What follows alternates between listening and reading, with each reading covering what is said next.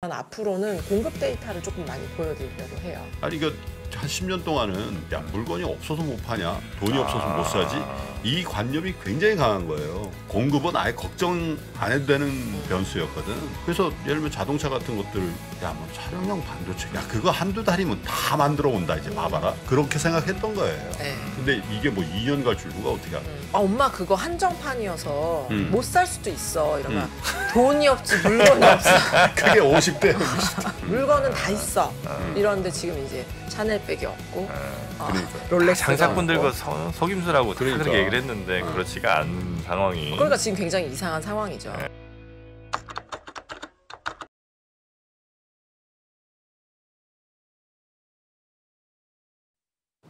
네. 네. 자, 시간이 좀 많이 지났는데요. 얼른 김효진 위원님 모시도록 하겠습니다. 어서 오십시오. 네, 안녕하세요. KB증권 김효진입니다. 네, 반갑습니다. 어서 오세요. 자, 우리 김효진 위원님, 이제 8월에 멘트가 나왔습니다. FMC회가 이제 결과가 나왔고요. 네, 다시 시장 얘기를 좀 집중을 한번 해볼까요? 네, 좋습니다. 굉장히 중요하게 여겨져 왔던 비이벤트인데 어제 뭐 주가만 아침에 일어나서도 보셨듯이 좀 잘 마무리된 것 같아요. 일단은 사람들이 이제 이거를 걱정했던 것 같아요. 경기 침체면 어떡하지? 저희도 이제 침체 전망을 하지만 하도 사람들이 경기 침체 간다고 하니까 네. 이게 경기 침체 우리 뭐 그거 우리가 봐도 침체인 것 같아요. 라고 그 입에서 나오면 어떡하지? 이제 그것도 걱정했던 것 같고 오히려 정반대로 경제가 안 좋아지면 우리가 좀 속도 조절을 할 수 있어요. 어제 되게 많이 나왔던 말인데 이거는 사실 당연한 말이잖아요. 근데 그렇게 얘기를 안 하고 그러니까. 경제도 안 좋아질 수도 있지만 우리는 이 우리의 갈 길을 간다. 네, 우리의 마이웨이를 최악이지. 가겠습니다. 그래서 이 양 반대의 걱정들을 다 했던 것 같아요. 근데 그게 아니라 경제도 침체 아니고 우리는 우리의 갈 길만 가지 않고 이걸 보겠습니다. 이렇게 얘기한 거죠. 그래서 사실은 저희 뭐 아웃라이어라는 표현도 쓰는데 이렇게 사람들을 모아놓으면은 이렇게 삐죽삐죽 튀어나온 사람들이 있잖아요. 보통은 중간에 모여 있죠. 네. 보통 중간에 모여 있는데 삐죽삐죽 튀어나온 이제 아웃라이어들이 있는데 지금 최근에 시장은 어떠냐면은 하도 우리가 이상한 일을 많이 보잖아요. 이 시장의 등락도 너무 이제 심하고 막 전쟁 터지고 막 뭐 어디서 50bp 올리고 어디서 75bp 올리니까 이 아웃라이어가 맞아? 그러니까 이게 이상한 일들이 계속 이렇게 보통은 이제 대부분 사람들이 예상한 대로 대부분은 흘러가요. 이제 유튜브를 많이 보시는 분들은 전문가 다 틀려 뭐 이렇게 얘기하시기도 하지만 나머지 한 뭐 5에서 10%의 정도만 사실은 굉장히 이상한 현상이 나타나고 그 이상한 현상이 사실은 가격을 많이 움직이죠. 근데 이제 작년 올해가 아니죠. 팬데믹 이후에는 우리가 뭐가 평균이라고 얘기하기 참 어려운 시점이었던 것 같아요. 그래서 이제 다시 얘기를 돌아오면 이게 아주 사실은 어제 FOMC를 쭉 보면은 굉장히 새로운 이야기가 있었냐? 그렇진 않았습니다. 아니면 이제 저희가 파월 의장에 대해서 이제 시장에 좀 비판 중에 하나가 이렇게 말을 이렇게 맹탕으로 하냐. 제가 표현이 좀 이상하네요. 말을 이렇게 분명하게 해주면 더 좋을 것 같은데 이렇게 말을 이쪽 가능성도 얘기하고 이쪽 가능성도 얘기하면 시장은 어디를 보고 가야 됩니까? 좀 더 분명하게 이야기를 해주십시오라는 이제 의견들도 꽤 있었는데 오늘은 그러면 이제 분명한 게 뭐가 있었냐? 사실은 그럼 그렇진 않았어요. 그렇진 않았는데 이제 그럼에도 불구하고 이 아웃라이어라고 제가 이야기했지만 좋은 쪽으로도의 양극단. 지금은 좋은 쪽은 없죠. 둘 다 안 좋은데 반대쪽으로 안 좋은 양극단이죠. 이쪽의 양극단에 대해서도 우리 뭐 이제 GDP 결과도 곧 나오고 2개 분기 연속 이제 GDP가 마이너스가 혹시 나올 경우에는 이게 뭐 침체다, 기술적 침체다. 사실 이 침체 가지고 논란한다라는 것 자체가 시장에 좋을 리가 없거든요. 그럼에도 불구하고 고용 시장이 좋기 때문에 GDP 마이너스 간다 안 간다 이야기하지 않았습니다. 이제 만약에 이제 GDP 숫자 같은 것들이 조금 네거티브하게 나온다고 하더라도 우리는 경제를 침체로 보지 않는다라고 해서 이제 이쪽 꼬리를 이제 잘라준 거고요.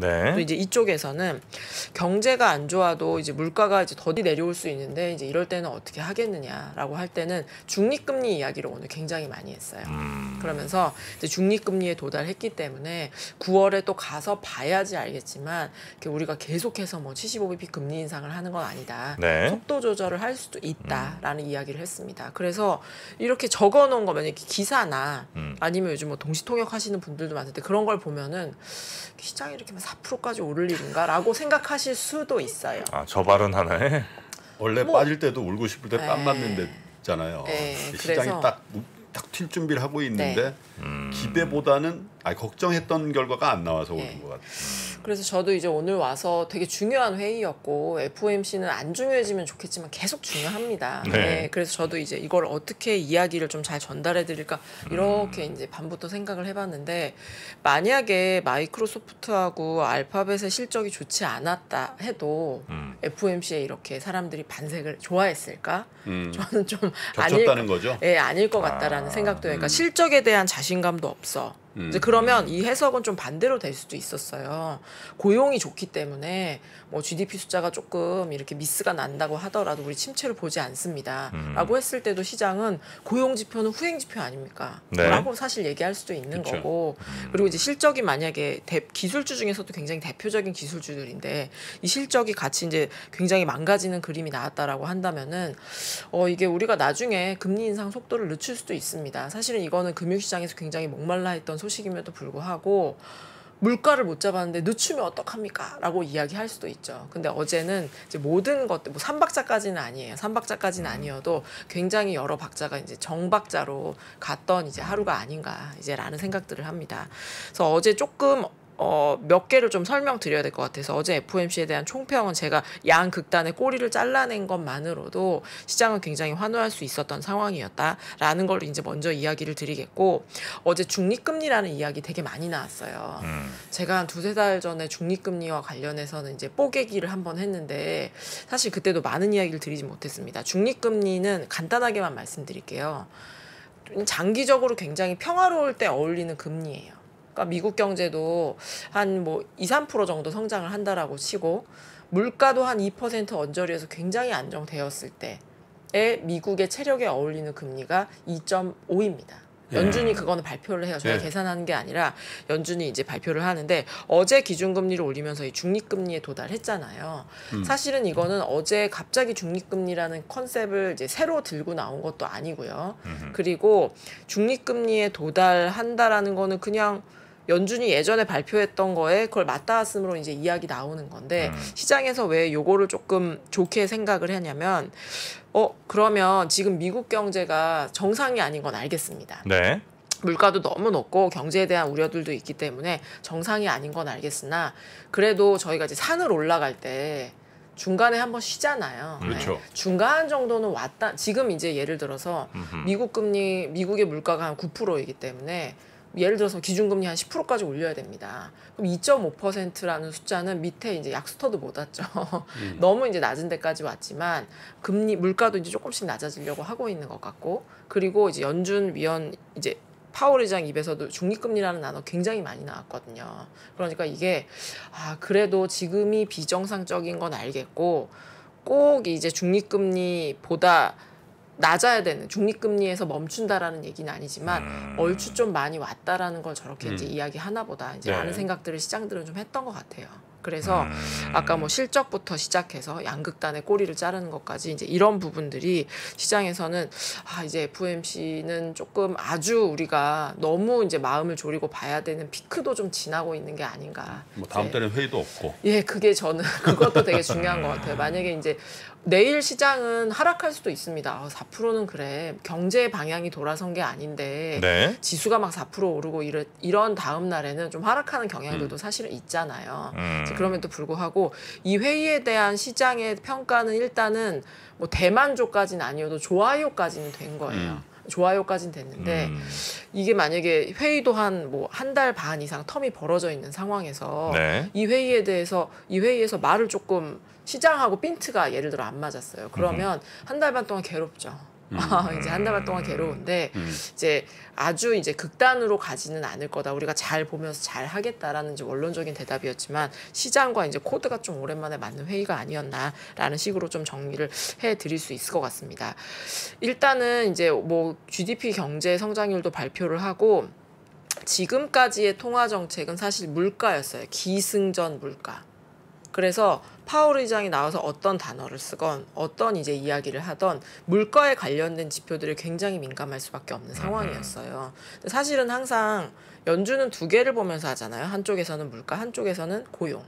그래서 지금까지는 뭐 고용도 좋았지만 고용은 모르겠고 난 물가만 집중하겠다라는 있고 할 수밖에 없는 시장 상황, 경제 환경이었는데 이제 앞으로는 고용 지표가 그래서 굉장히 중요해질 것 같아요. 오늘 이제 기자회견에서도 향후에 좀 고용에 대해서는 우리가 정상화되고 있긴 하지만 이제 슬로우 다운 해질 수도 있다. 이제 라는 이야기들도 좀 많이 했고 여기서 이제 고용이 만약에 둔화된다라고 하면 정말로 연준이 긴축에 대해서 속도를 조절을 하거나 아니면 방향을 선회할 수도 있는 게 물가도 중요하지만 이제 고용 지표이기 때문에 우리가 보던 연준으로 조금씩 돌아오고 있다라는 것도 어제 포인트 중에 하나였었던 것 같습니다.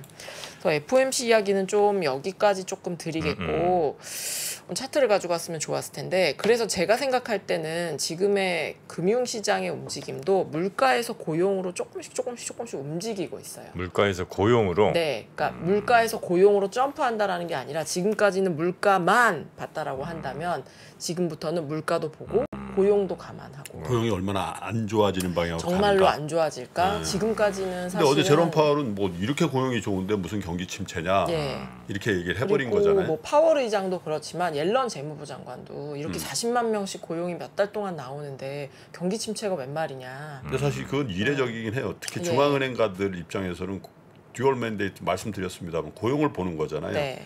이 성장 지표라든지 여러 가지 보지만 네. 고용이 안정적으로 흘러가고 있는데 웬 경기 침체 이렇게 얘기할 만하긴 하죠. 네. 이례적이니까. 그래서 제가 한번 고용을 한번 쪼개서 봤어요. 고용 쪼개 보셨어요? 네, 고용을 이제 쪼개봤더니 이제 만약에 저희가 다 다른 회사라고 치고 그러니까 제가 서빙을 하고 대표님이 IT 회사를 하시고 대표님이 예전처럼 신발 가게를 하신다. 라고 생각나네. 이제 라고 치면은 지금 보통은 경제가 안 좋아지면 뭐 서빙하는 저라고 되게 막 돈을 혼자 잘 벌 수는 없고 IT는 조금 다를 수도 있을 것 같은데 IT만 혼자 막 돈을 벌 수는 없습니다. 대부분 좀 어렵죠. 누가 더 어려우냐의 문제인데 지금 미국 고용은 어떻게 되어 있냐면은 한쪽에서는 IT 실리콘밸리에서는 감원을 좀 하고 있어요. 그렇죠. 감원을 하고 있고 신발 장사하시는 분들도 신발값이 너무 많이 오르고 알바 이제 인건비 너무 많이 올라가는 거고 제대로 신발이 안 와. 그래서 골머리를 썩고 있는 거죠. 그래서 이거 아내분 이렇게 카운터 보라고 해야 되나? 지금 그런 거를 걱정해야 어떻게 되는. 내 사정을 그렇게 생각하지?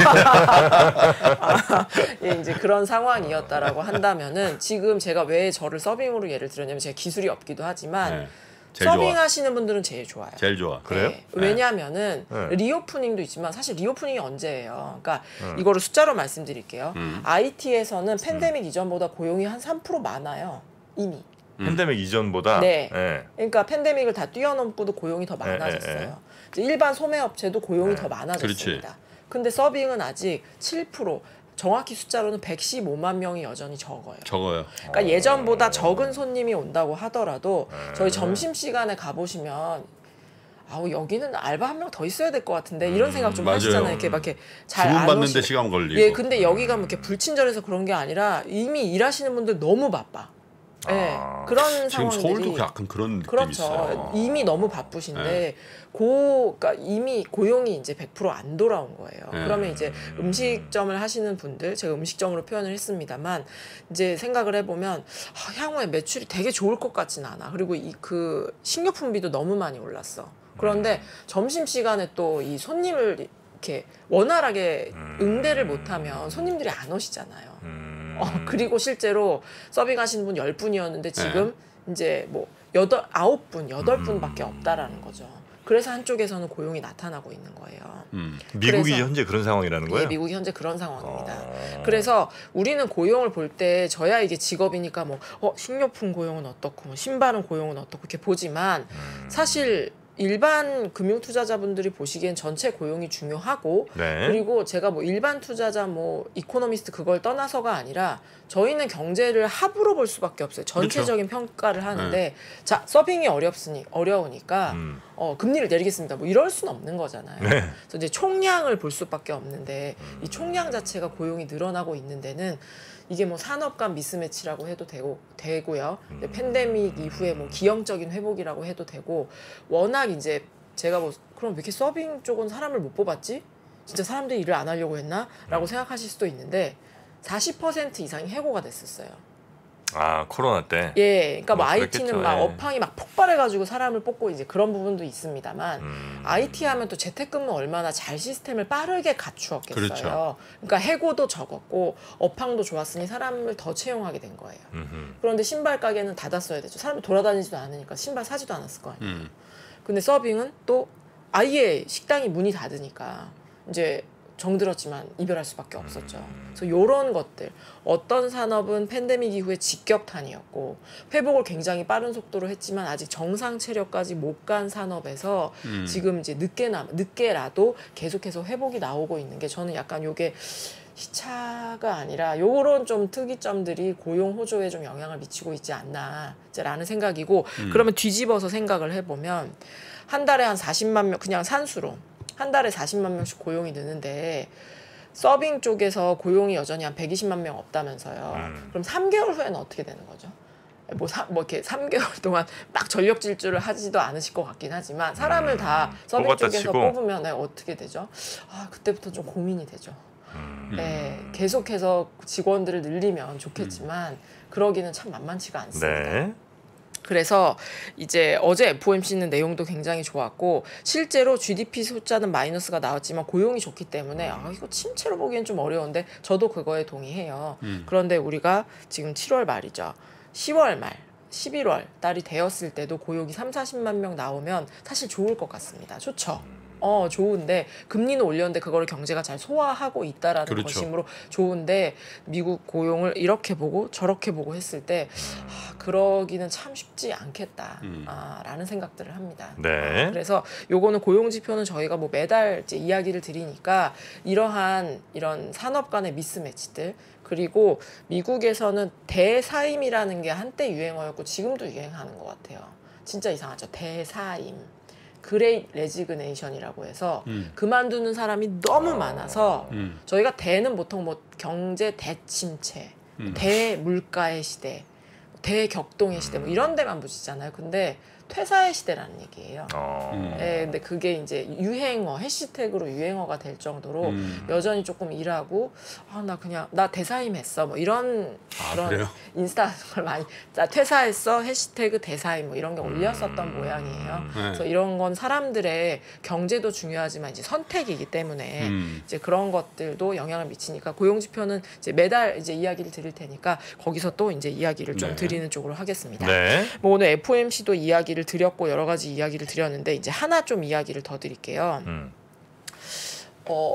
저희가 이제 경제를 설명할 때 네.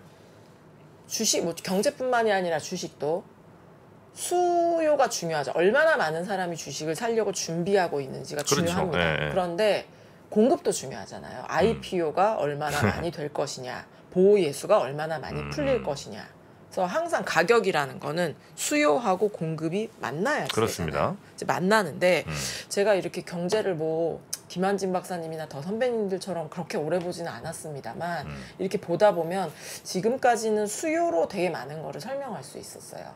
그러니까 유가가 요 정도 오르면은 수요가 요 정도 줄어들기 때문에 궁극적으로는 경제도 요만큼 안 좋아지고 유가도 따라서 그만큼 내려올 거야. 이제 우리 이런 식의 이제 분석을 많이 했었죠. 네. 근데 팬데믹 이후부터 점점 공급의 힘이 굉장히 강해졌고 그렇죠. 네네. 지금도 사실은 약해지지 않은 것 같아요. 이 유럽의 천연가스 사태, 밸브를 연다 잠근다 이제 이거를 보면서 이제 그런 생각을 되게 많이 하게 됩니다.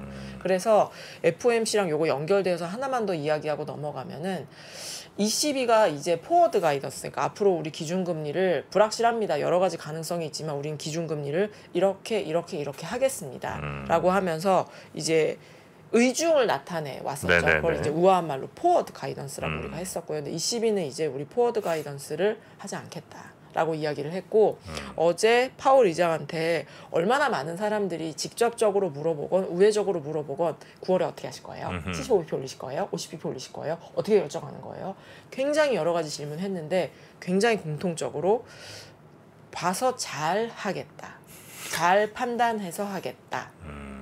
이게 뭐 긍정 부정이 아니라 네. 우리가 어떻게 디렉션을 지금 줄 수가 없는 상황입니다. 그리고 우리 6월에 경제 전망한 거를 바뀌지는 않았으니 그거랑 크게 다르지는 않아요. 이제 라는 디렉션은 좋지만 어쨌든지 간에 포워드 가이던스에 대해서는 점점 더 말을 아껴요. 네네. 이게 계속 틀리니까 그렇지라고 하는 것도 있지만 이제 왜 틀렸을까? 보통 이제 수요에 기반한 이제 막 여러 뭐 1부터 10까지의 모델들을 가지고 있었겠죠. 지금 경제가 사람들이 소득이 이만큼 있고 소비를 이만큼 할 수 있으니 GDP 성장률이 이만큼 나올 것이고 물가는 이럴 거야. 그러면 우린 통화정책 기준금리를 이렇게 가져가면 될 거야. 라는 공식들이 막 있었는데 갑자기 막 밸브를 막 잠그고 갑자기 뭐 이런 건 예를 들기가 좀 무섭네요. 어떤 일이 또 나타났을 때 가격들이 막 움직이니까 거기에 따라서 이제 통화 정책을 지금 상황에 맞춰서 전망을 해놓으면 이제 다 틀리는 거예요. 그렇게 됐다라고 생각을 해주시면 될 것 같고 그래서 지금까지도 그랬지만 앞으로는 공급 데이터를 조금 많이 보여드리려고 해요. 그러니까 수요도 중요한데. 근데 그 투자의 관점에서도 지금 김효진 위원이 말씀해 저도 사실은 그것 때문에 실수를 좀 했거든요. 뭐요? 아니 이거 한 10년 동안은 야 물건이 없어서 못 파냐? 돈이 없어서 못 사지? 이 관념이 굉장히 강한 거예요. 왜냐하면 뭐 중국 이런 데서 막 싼 물건 막 들어오지, 아마존 이런 데서 뭐 유통혁신 하죠. 그리고 셰일 혁명되지. 그러니까 공급은 아예 걱정 안 해도 되는 변수였거든. 근데 이게 한꺼번에 그래서 예를 들면 자동차 같은 것들 실수하는 게 그런 거였다니까. 야 뭐 차량용 반도체 그게 없어서 야 그거 한두 달이면 다 만들어 온다 이제 봐봐라. 그렇게 하고 자동차 대기가 저렇게 수요가 많다며 그럼 자동차 된다라고 그렇게 생각했던 거예요. 근데 이게 뭐 2년 갈 줄 누가 어떻게 알아요. 그죠? 저희 뭐 이제 저는 용돈을 받아 쓰는 나이는 훨씬 지났지만 엄마한테 막 뭐 사달라고 하면은 엄마 그거 한정판이어서 못 살 수도 있어 이러면 돈이 없지 물건이 없어. 그게 50대 60대. 돈이 없지 물건이 없냐. 내가 구해줄게. 그리고 너는 이제 그럼 나중에 돈을 많이 벌 준비를 하면 돼. 물건은 다 있어. 이런데 지금 이제 샤넬백이 없고 그러니까. 롤렉스가 장사꾼들과 속임수라고 그러니까. 그렇게 얘기를 했는데 그렇지가 않은 상황이. 그러니까 지금 굉장히 이상한 상황이죠. 그래서 얘기를 그래서 틀린 거라는 거죠. 그래서 이제 얘기를 다시 돌아오면은 그래서 저희가 공급이 늘 중요했어요. 그런데 공급이 너무 원활하게 잘 되다 보니 공급 데이터를 많이 볼 일이 없었죠. 그래서 이게 좋은 건지 나쁜지는 모르겠습니다만 공급 데이터를 좀 보시죠. 그럼 이제 준비한 차트를 좀 빠르게 볼게요. 이제 이 페이지에 이제 차트를 보시면은 유럽에서 천연가스가 부족해서 공급이 잘 안 돼서 고생한다는 얘기는 되게 많이 들으셨을 거예요. 저 위에 몰려 있는 선들이 뭐냐면 이게 유럽의 전력 생산량인데 여름에는 전력 생산을 좀 적게 하고요. 지금 겨울에는 이제 춥고 이러니까 전력 생산을 좀 많이 합니다. 유럽은 또 여행을 되게 가본 지 오래되셨겠지만 이제 에어컨 없는데도 되게 많잖아요. 그래서 전력 생산이 보통 겨울에 많고 이제 여름에 적은데 지금 밑에 혼자 저거는 선이 잘못 들어갔나라고 하는 것이 올해입니다. 지금 7월이니까 7월까지예요. 전력 생산이 저게 숫자로 보면은 그러니까 원래는 변화가 거의 없죠. 저게 뭐 GDP가 막 폭발한다고 전력 생산 폭발하고 그렇진 않거든요. 그런데 저게 올해 7월에 평년 대비해서 30%가 줄었어요. 그래서 뭐 지금 러시아에서는 우리가 지금 40% 정도 가스를 보내고 있었는데 이거 20%로 줄이겠어. 우리는 보내고 싶은데 터빈이 안 와서 그러니까 제재를 풀어주면 괜찮지 않겠어 이러면서 아주 고도의 밀당이라고 하면 좀 진짜 옳지 않은데 속하는 거지 뭐라 규명은 못하고. 진짜 많이 진짜 문제네. 전기를 저렇게 줄이면 일상생활이 가능하지 않을 수 있지 않나요, 저거? 그래서 저희가 이제 주식과 관련된 금융과 관련된 걸 많이 보다 보니까 또 여행도 못 가니까 저희가 다른 나라 기온은 잘 보시지 못할 수도 있겠지만 올해 여름 전 좀 선선한 것 같아요. 올해가요? 우리는 선선하죠. 밤에는 유럽은 지금 난리 났어요. 그러니까요. 40도. 유럽에서 지금 사망하시는 분들이 굉장히 많아요. 포르투갈, 스페인 2,000명. 이게 사실은 말이 안 되죠. 그런데 지금 그래서 전력 생산량이 저렇게 줄어든 게 그냥 평년이었다라고 한다면은 저게 뭐 GDP에도 좀 안 좋을 것 같고요. 산업 생산도 좀 안 좋아할 것 같고. 근데 지금은 저게 이제 인명까지도 지금 영향이 되고 있는 상황입니다. 좀 해결이 빨리 돼야지 되고요. 근데 제가 유럽 데이터들을 가끔 이렇게 갖고 나와서 얘기하는데 이게 만약에 유럽만의 문제이면 굉장히 속상하고 가슴 아프지만 좀 뭐라 그래야 되지? 우리의 금융시장의 중심은 어쩔 수 없이 이제 미국이다 보니 네. 유럽에서 뭔가 굉장한 일이 벌어졌을 때 금융시장의 영향력은 사실은 이제 그렇게 크진 않았던 것 같아요. 근데 제가 왜 저 천연가스 가격을 갖고 왔냐면 이런 생각을 저는 하게 된 거죠. 천연가스가 여기저기서 공급을 하죠. 근데 공급량이 한정되어 있다면 한쪽에서 수요가 그러니까 공급을 제대로 못 받으면 딴 쪽에서 땡겨와야 될 수밖에 없죠. 그렇죠. 그래서 지금 어떤 현상이 나타나냐면 차트가 띄어졌네요. 보고 계시는 선이 뭐냐면 남색 선이 유럽의 천연가스 가격이에요. 저게 뭐 지난 겨울에 갑자기 꼬이기도 했고 올해 초에 전쟁을 하면서 저게 이제 확 튀었다가 최근에도 저 꼬리가 좀 잘 안 보이냐 많이 올라갔어요. 최고치를 넘어서지 못했지만 많이 올라갔습니다. 한참 떨어졌다더니 다시 올라갔네. 네, 다시 올라갔고요. 천연가스 가격은 뭐 다른 원자재 가격도 그렇지만 등락폭이 진짜 훨씬 심하기 때문에 근데 저는 빨간색 선을 같이 보시면 좋겠어요. 미국의 천연가스 가격은 지금 최고치예요.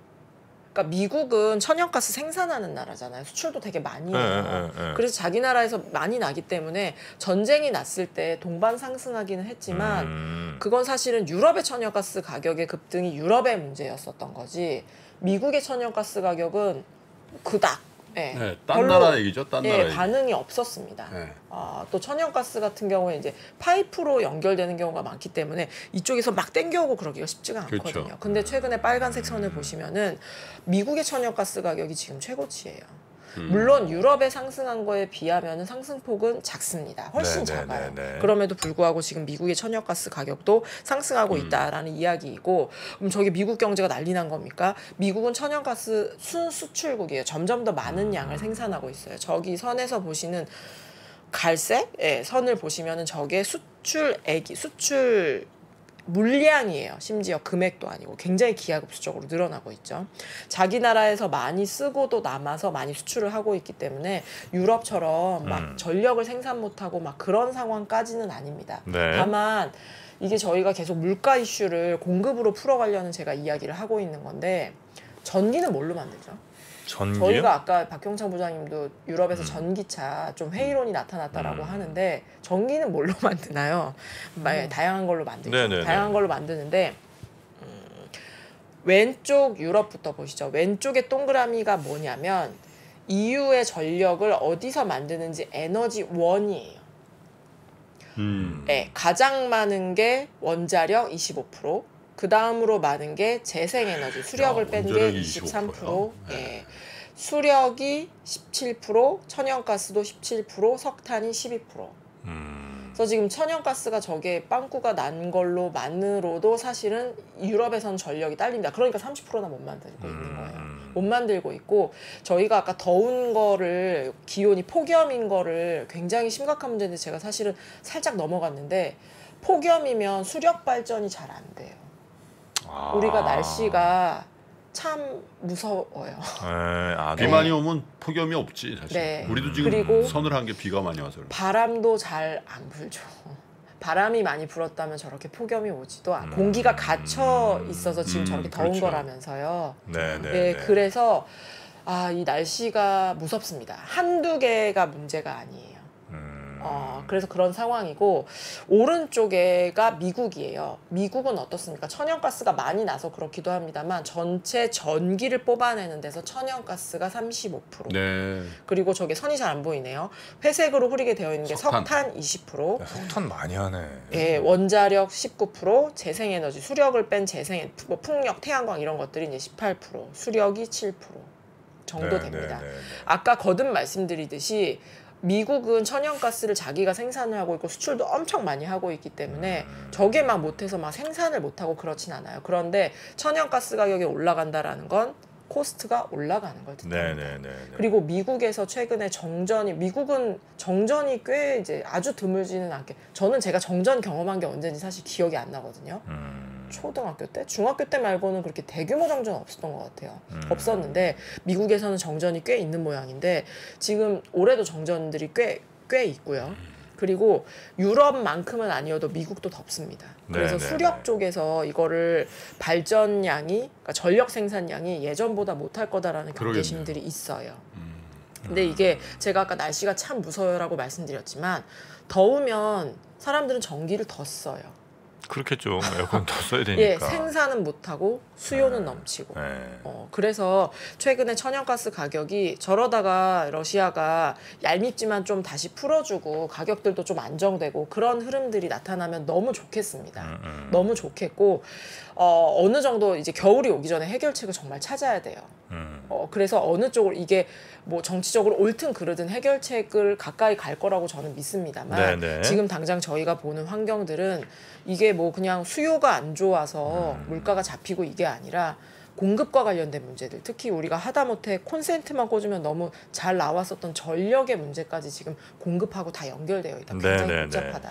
그래서 사실 어제 장을 올린 게 제롬 파월의 말로 올렸다고 하는데 뉴스3 시간에도 말씀드렸지만 사실은 제롬 파월이 면을 세울지 망신을 당할지는 푸틴한테 달렸다.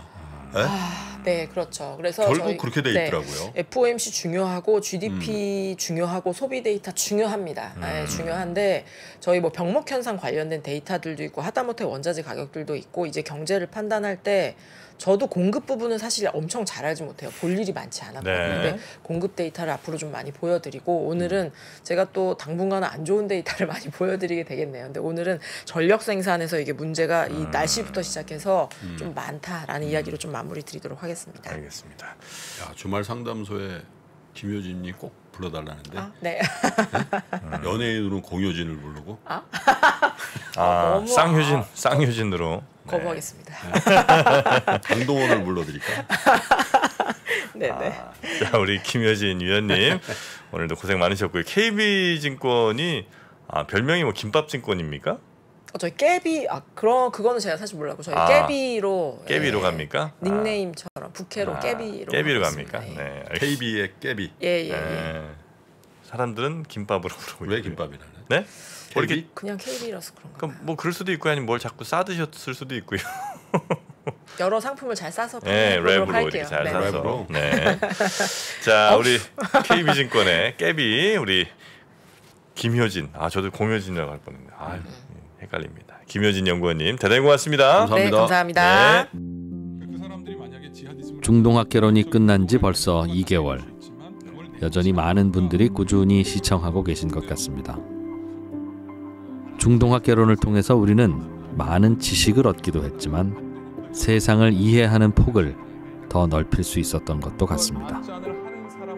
위즈덤 칼리지에서 만나는 인남식 교수님의 특강은 사람에 대한 이해를 선사합니다. 앞으로 내가 어떻게 행동해야 될지를 알게 만드는, 그러니까 내다보고 내가 움직이게 만들 수 있는 게 지혜라고 한다면 저는 지혜의 절정이 결국은 인간 이해로 수렴된다고 봐요. 사람들이 무슨 생각을 하고 어떻게 희로애락을 표현하고 무엇을 고민하고 그러면서 사람과 사람이 만들어내는 세상이 사람과 세상에 대해서 함께 생각해보는 특별한 시간. 네이버와 인터파크에서 위즈덤 칼리지를 검색해보세요.